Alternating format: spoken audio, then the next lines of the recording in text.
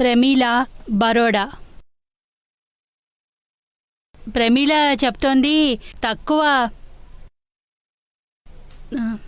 తక్కువ ఆయుష్ ఎందుకు పొందుతారు, ఇంకా తక్కువ ఆయుష్ని పొందితే ఏ యోనిలోకి వెళ్తారు? ఏమిటంటే ఆయుష్ తక్కువ ఆయువు యోనిలోకి వెళ్ళడం, ఈ రెండింటికి మధ్య సంబంధమే లేదు. తక్కువ ఆయుష్ వాళ్ళు చెడు యోనిలోకి వెళ్తారు, ఇలా నియమం ఏమీ లేదు. ఈ జన్మలో తక్కువ ఆయుష్లో కూడా ఎలాంటి కర్మ చేశాడు అన్నది, కర్మ అంటే సూక్ష్మంలో లోపల అలా చేసి ఉంటే, భావన ఉంటే, భావకర్మ ఎలా ఉందో ఆ ప్రకారంగా దాని ప్రకారంగా నడుస్తుంది. యోని గురించి నిర్ణయం ఎప్పుడు అవుతుంది? అకస్మాత్తుగా అవుతుందా? మొత్తం జీవితంలో ఏదైతే చేస్తామో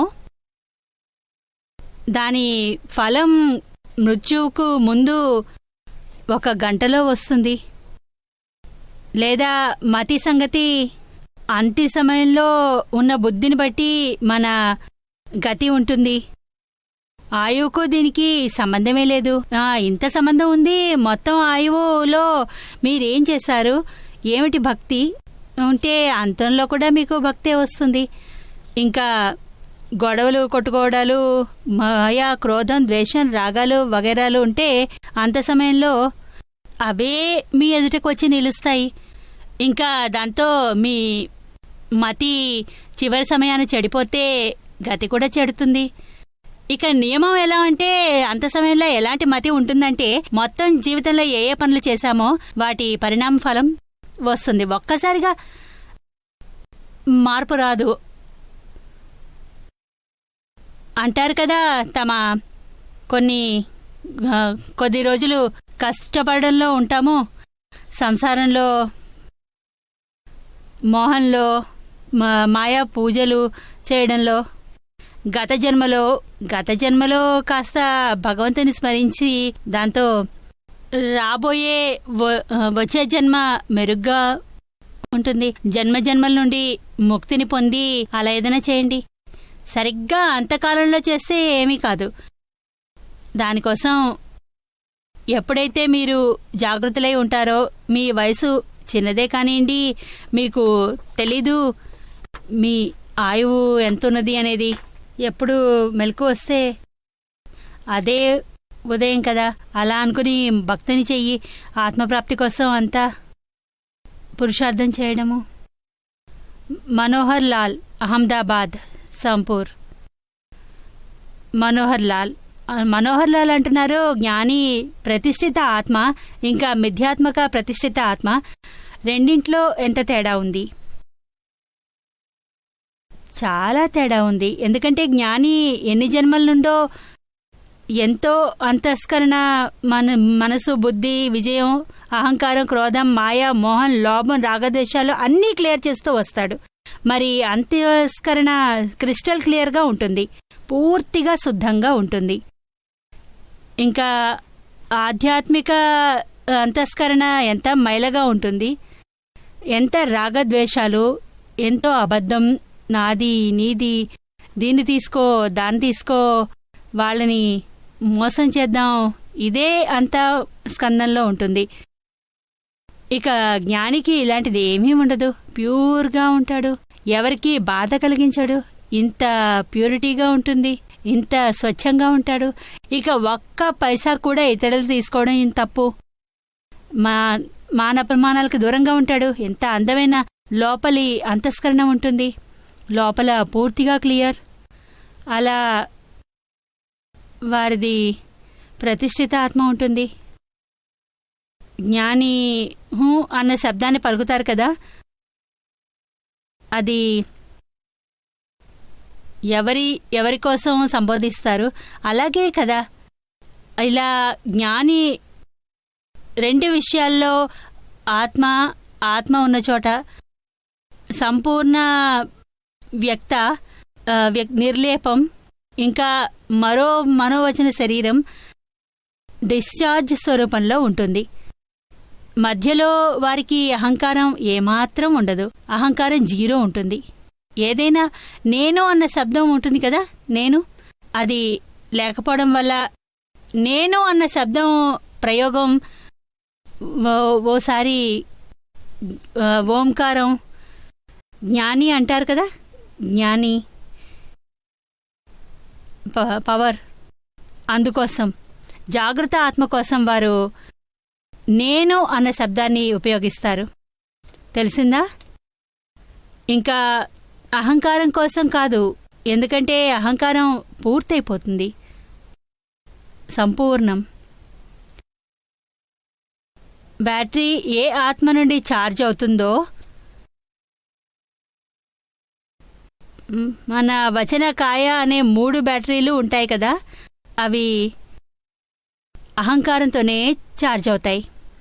అహంకారంతో స్వయంగా నేను అని అంటారో దాంతోనే అది ఛార్జ్ అవుతుంది.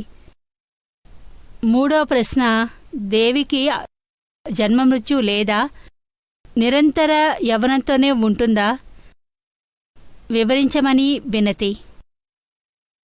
అంటే దేవగతి ఉందే, దేవీ దేవతలుంటారు, వారికి ఇక్కడ చేసిన పుణ్యం మనుష్య జన్మలో ఆ పుణ్యంలో కేవలం డిశ్చార్జ్ చేసుకోవడంలోనే అయిపోతుంది.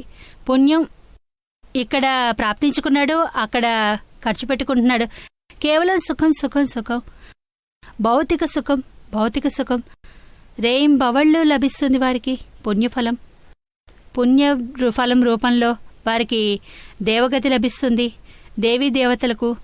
ఇంకా ఆ జన్మలో మృత్యువులో వృద్ధాప్యంలో చిన్నప్పుడు ఎంత సుఖం ఉంటుందో ఆ దుఃఖాన్ని అనుభవించడానికి అక్కడికి వెళ్ళనే వెళ్లరు, కేవలం సుఖమే ప్రాప్తిస్తుంది. అందువల్ల వారికి ఫిజికల్ జన్మ, తల్లి ఇంట్లో ఉండడం, డెలివరీ పెయిన్ ఇవేవీ ఉండవు. వృద్ధాప్యంలో మృత్యువేదన కూడా చాలా భయంకరంగా ఉంటుంది. ఈ విషయాలన్నిటినీ వారు దేవగతికి వెళ్తారు, అక్కడంతా సుఖమే పొందుతారు. అక్కడ ఇవన్నీ ఉండవు, ఎల్లప్పుడూ యవ్వనంగానే ఉంటారు. పుట్టడమే యవ్వనంగా పుడతారు, మృత్యువు వస్తే యవ్వనంగానే ఉంటారు. ఎంత అంటే పుట్టినప్పుడు వారి మెడలో మాల ఉంటుంది, పువ్వులది. ఇక ఈ మాల ఎప్పుడూ ముడుచుకుపోదు. మృత్యువు వస్తుంది కదా వారికి, వచ్చేటప్పుడు దానికి 6 నెలల ముందు వారి మెడలో మాల ముడుచుకుపోతుంది. అప్పుడు వారికి తెలుస్తుంది, ఇప్పుడు 6 నెలల్లో నాకు మృత్యు వస్తుంది అని. శరీరానికి ఏమీ కాదు, కానీ ఇండికేషన్ దొరుకుతుంది. దాంతో వారికి కాస్త తెలుస్తుంది, అరే ఈ సుఖం పోతుంది, 6 నెలల్లో నాకు సుఖం పోతుంది. అక్కడ వాళ్ళకి ఇబ్బంది ఉంటుంది. మిగతా మృత్యువు కూడా వారికి యవ్వన స్థితిలోనే ఉంటుంది. వృద్ధాప్యం ఉండనే ఉండదు కదా వారికి, ఎందుకంటే సుఖం సుఖం సుఖమే ఉంటుంది. తెలిసిందా? కోకిల అంటోంది, నాకు ఇక్కడ సత్సంగ్కి రావడం చాలా నచ్చుతుంది, మజా వస్తుంది. మా ఆయన చాలా ఎక్కువగా బీడీ కాలుస్తారు, కానీ శరీరానికి నష్టం కలుగుతుంది. నేను చెబితే గనక నేను చెప్పినందుకు కోపడతారు, నన్ను తిడతారు. కోకిల ఎక్కడున్నావు?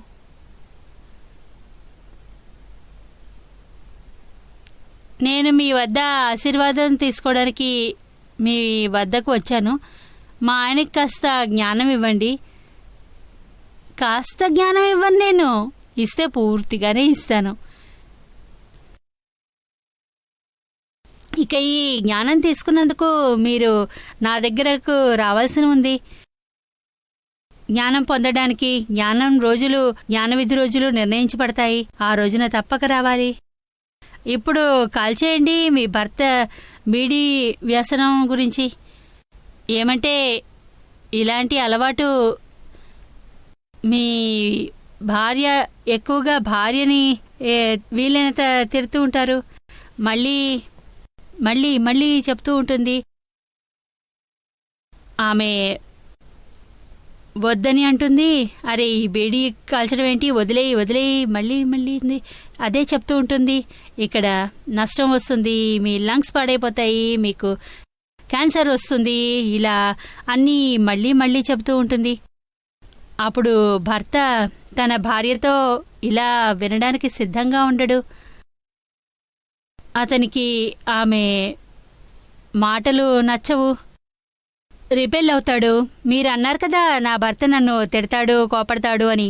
అలా ఏదైనా అంటే గనక ఇక మీరే అర్థం చేసుకోవడం అవసరము. మీరు మళ్ళీ మళ్ళీ చెప్పాక కూడా మీ భర్త ఈ అలవాటు పోవట్లేదు.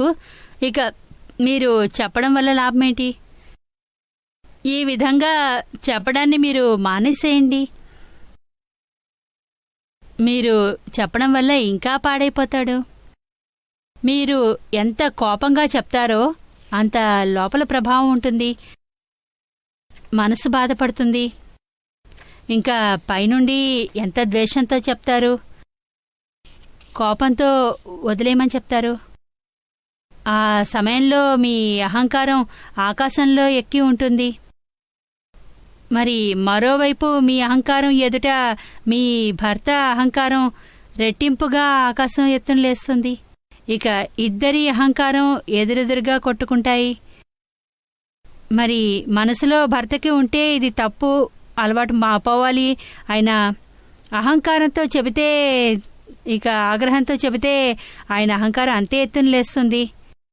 ఇంకా ఇది కూడా అహంకారంతో మీరు తిడితే కోపడితే పోదు. నేను చేసే తప్పు కాదు, ఇందులో ఏముంది, నాకు అవుతుంది, నీకేమిటి, నేను త్వరగా చేస్తాను, నీకేంటి, నువ్వు ఒంటరిగా అయిపోతావు, నేనవుతానా, ఇలా అంటాడు. మరి మనమే భార్యే అర్థం చేసుకోవాలి. చూడమ్మా, నువ్వే తెలుసుకోవాల్సిన అవసరం ఉంది. అలా మళ్ళీ మళ్ళీ చెప్పడం వల్ల లాభం ఏముండదు. మనమే తెలుసుకోవాలి, మౌనంగా ఉండాలి. ఆయన ఎప్పటి వరకు రియలైజ్ కారో, ఆయనకు స్వయంగా గిల్టీ ఫీల్ అవ్వరో అప్పటి వరకు స్వయంగా మానేయడం అన్నది వదిలేయాలి. లేకుంటే వదలలేడు, చాలా కష్టం. లేదా నా దగ్గరకు తీసుకునిరా, ప్రేమగా చెప్పి చూస్తాను, ఆశీర్వాదం ఇస్తాను, అన్నీ మానేస్తాడు. తెలిసిందా? మీరు రండి, టైం తీసుకుని రండి, పర్సనల్గా రండి, తప్పకుండా మీకు ఆశీర్వాదం ఇస్తాను. తెలిసిందిగా? భార్యకు ఎప్పుడూ అలా అనిపిస్తుంది, ఇలా ఉండాలి, అలా ఉండాలి, అలా ఉండాలి అని. ప్రతి భార్యకి తన భర్త ఇంచక్క శ్రీరాముడిలా ఉండాలి, ప్రతి భర్తకి తన భార్య సీతలా ఉండాలి అని అనుకుంటాడు. కానీ మర్చిపోతారు, సీత కూడా ఓసారి పెద్ద విజయం సాధించింది. బంగారపు లేడీ కావాలనంది. ఎంత మొండి పట్టుపట్టింది అంటే మొత్తం సర్వనాశనం అయిపోయింది. శ్రీరామచంద్రుడికి చాలా కష్టాలు పడ్డాడు. ఎంత పెద్ద రామాయణ యుద్ధం చేయాల్సి వచ్చింది. ఇంకా ఎంత పెద్ద అయింది. ఇంకోవైపు శ్రీరామచంద్రుడు కూడా సీత గర్భవతి అయితే ఆమెని ఇంట్లో నుండి గెంటేశాడు. ఎంత తండ్రికి బాధ కలిగి ఉంటుంది, అతనికి ఎంత దుఃఖం కలిగి ఉంటుంది. ఈ సత్య ద్వాపర త్రేతాయుగంలో కూడా ఉంది. ఇక కలియుగంలో భార్యాభర్తల పరిస్థితి ప్రతి భార్యాభర్తలే తెలుసుకోవాలి. వారి మనసుకే అడిగి తెలుసుకోవాలి. ఎంత డిఫరెన్సెస్ ఉంటాయి వారి వారి ఆలోచనలు, ఎన్ని మత భేదాలుంటాయి. ఎందుకంటే ఒక్క ఆలోచన ఉండనే ఉండదు. ఇది కలియుగము, ఈ కాలమే అంతా. ఆలోచనలు ఒకలా ఉండవు. మన వైపు ఓసారి చూసుకోండి, ఒక రకమైన ఆలోచనలు ఉండవు. మనము రోజుకి ఎన్ని ఆలోచనలు మారుతూ ఉంటాయి. బయటికి వెళ్లాల్సి ఉంటే కాసేపటి తర్వాత కాదు వెళ్ళొద్దు, తర్వాత మళ్ళీ వెళ్దాము, తర్వాత ఎలా వెళ్దాము, బండిలో వెళ్దాంలే, పోనీ కాదు టాక్సీలో వెళ్దాము, లేదు రిక్షా చేసుకుని వెళ్దాము, మనం నడుచుకునే వెళ్దాం, పోన్లే సరే లేదు లేదు, చివరికి వెళ్ళనే వెళ్ళొద్దు. చెప్పండి, ఎంత ఆలోచనలో తేడా ఉంది, స్వయంగానే అవుతోంది. మరి భార్య అంటుంది ఇతరులచే ఈయనను వచనం శరీరం కలిసి ఉంటాయి, వేరువేరుగా ఉంటాయి. మనసులో ఒకటి, లోపల ఒకటి, మైకా చేసేది ఇంకేదో. ఈ కాలంలో మనం ఇంకేమీ ఎక్స్పెక్ట్ చేయొచ్చు? భర్తపై కోప్పడి లాభమే లేదు కదా. నెమ్మదిగా చెప్పి చూడాలి. లేదా డాక్టర్ ఎవరైనా దొరికితే వాళ్ళని వదిలించుకోవాలి, వాళ్ళకి భయపెట్టి. లేదా మాలాంటి వాడు ఎవరైనా దొరికినా మాన్పించవచ్చు. దానికోసం రావాలి అతను ప్రేమగా మా దగ్గరకు. అతను కోరికని పూర్తిగా వ్యక్తపరచాలి. నాకు నిజంగానే 100% ఈ వ్యసనం నుండి బయటపడాలి అనే కోరిక ఉండాలి. అలా ఉరికే గొడవపడడం వల్ల ఏమీ తేడా ఉండదు.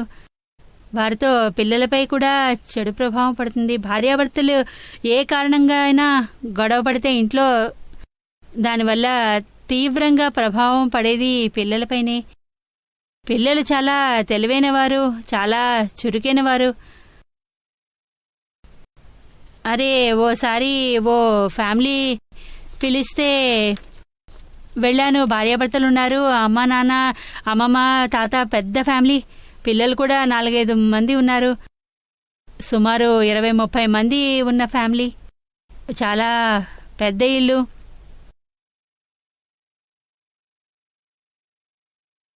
కానీ ఒక తెలివైన పిల్లాడున్నాడు, చిన్నవాడు, చాలా చిన్నవాడు, కానీ చాలా తెలివైనవాడు. అతను అడిగాను నేను, మీ ఇంట్లో అందరికన్నా తెలివైనవారు, అందరికంటే మంచివారు ఎవరనిపిస్తారు నీకు అని. కాస్త ఆలోచించి మాట్లాడు. ఇంట్లో ఇంతమంది మనుషులున్నారు, 20 మంది ఉన్నారు. అమ్మమ్మ, తాత, మామ్మ, తాత, తండ్రి, అమ్మ, అన్నయ్య, చెల్లెలు, ఎంతమంది ఉన్నారు. ఎంతోమంది ఉన్నారు కదా. వీటన్నిటిలో మీకు అన్నిటికంటే మంచివారు ఎవరు? ఎన్ని రకాలు? కాసేపు ఆలోచించి, ఎక్కువసేపు కాదు కానీ ఒక్క సెకండ్లోనే ఆ పిల్లాడు జవాబు ఇచ్చాడు. నాకు మా ఇంట్లో అందరికంటే ఇష్టం ఎవరంటే మా పెద్దక్క. ఎందుకు? చాలా మంచిది. ఎలా? ఎప్పుడూ అరవదు, నన్ను కొట్టదు, తిట్టదు, తన పని చేస్తూ ఉంటుంది. ఏది ఉదయం నుండి సాయంత్రం వరకు పని చేస్తే అది. మరి మీ నాన్న ఇన్ని డబ్బులు సంపాదించి తెచ్చిస్తారు, బళ్ళు కొంటారు, ఏది కావాలంటే ఆ వస్తువులు, ఏది కావాలంటే ఆ బొమ్మలు అన్నీ అందరి కోసం తెస్తారు, మీకోసమే తెస్తున్నారు. అయినా కూడా మీరు నాన్న మీకు నచ్చింది నచ్చడా? మొదటి నెంబరు ఆయనకి ఇవ్వరా? పిల్లాడు చెప్పాడు, కాదు. ఎందుకు? చాలా కోపడతారు, ఇంట్లోకి వస్తూనే చిరాకు పడతారు, చిరచిరలాడిపోతుంటారు. చూడు, ఇంత కష్టపడతాడు, గాడిదలాగా అంతా మొత్తం ఇంటి భారాన్ని మోస్తాడు, ఎంత కష్టపడతాడు. అయినా చూడండి మీ విలువ ఇంట్లో ఎలా ఉంటుంది. అన్నిటికంటే ఆఖరి నెంబర్ తండ్రికి వచ్చింది. ఎందుకంటే ఇంట్లో చిరచిరలాడుతూ ఉండేవారు. ఎవరు కనిపిస్తే వాళ్ళని తిట్టేస్తారు, ఇలా చేస్తారు, అలా చెయ్యి, ఇలా చెయ్యి, చదువుకో, రోజంతా ఇల్లు ఇంత చిందరవందరగా ఎందుకు ఉంచావు, పువ్వులు అక్కర్లేదు, చెప్పులు అక్కడ పెట్టు, తప్పు, బట్టలు అక్కడ పెట్టకు, రోజంతా ఇదే నడుస్తుంది. మరి దీంతో ఇంట్లో మనుషులకు ఏ విధంగా రెస్పెక్ట్ లేదు, మర్యాద లేదు, గౌరవం లేదు. చివరి నెంబర్ ఇచ్చేశాడు తండ్రికి. దీన్ని చూడండి, ఆలోచించండి. ఇంత చేశాక కూడా మన నెంబర్ చివరికి వస్తే చేయడం వల్ల లాభం ఏమిటి? మూర్ఖులవుతున్నాము. మన వీక్నెస్ వల్ల మనలోనే ఎన్ని బలహీనతలు ఉన్నాయి. ఇవన్నీ మన బలహీనతలే. ఈ బలహీనతలన్నిటి నుండి బయటపడండి. ముందు నువ్వు బయటపడు, తర్వాతే వేరే వాళ్ళని బయటపడడానికి ప్రయత్నించాలి. ఎప్పటి వరకు మీ బలహీనతని బయటపడతాయో అప్పటి వరకు ఇతరుల బలహీనతల్ని తొలగించలేరు, ఒక్కటి కూడా తొలగించలేరు. పైగా ఇంకా ఎక్కువ బలహీనతలు అవుతారు, ఇంకా దుఃఖితులవుతారు. మరి ప్రతి ఒక్కరూ అర్థం చేసుకోవాలి, తెలుసుకోవాలి. నాలో శక్తి ఉంటే, ఎలాంటి పవర్ అంటే వచన శక్తి వస్తే, దాంతో ఎవరినైనా ఏదైనా అంటే నాకు ఆ మాట వినాలి. అప్పుడే ఎవరికైనా చెప్పే వివరించే అధికారం ఉంటుంది. ఇక నా మాటని ఎవరైనా వినకపోతే, పైగా ఎవరికైనా నచ్చకపోతే మరి నాకు చెప్పేసే అధికారం లేదు. ఇంకా ఏ అధికారం ఉండదు. మౌనంగా ఉండండి, శాంతంగా మీ బాధ్యతల్ని చూడండి, ప్రేమగా ఉండండి. ప్రేమించకపోతే దుఃఖాన్ని ఇవ్వకండి, జాగ్రత్తగా ఉండండి. ఇంకోరి తప్పు చేస్తేనే మొత్తం పని పాడవుతుంది. నిశ్చయించుకొని ఎవరి తప్పుని చూడకుండా వీలైతే ఎవరిలోనైనా మంచి గుణాలని చూడండి. ప్రయత్నించండి, చెడు గుణాలు చూడాల్సిన పనే లేదు.